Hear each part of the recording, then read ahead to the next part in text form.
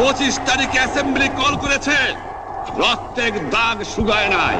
আমি 10 তারিখে বলে দিয়েছি যে ওই শহীদের রক্তের উপর দিয়ে পাড়া দিয়ে আরটিসিতে মুজিবুর রহমান যোগদান করতে পারে না।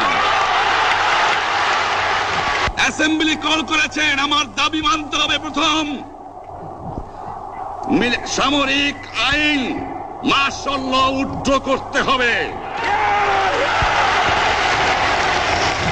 সমস্ত সামরিক বাহিনীর লোকদের ব্যারাকে ফেরত দিতে হবে।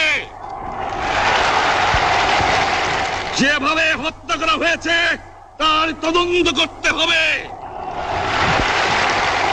আর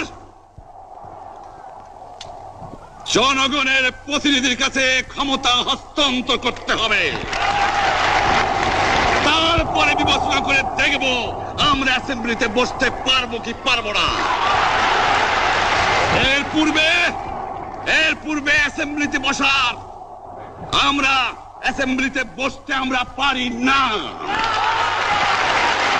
জনগণ সে অধিকার আমাকে দেয় নাই।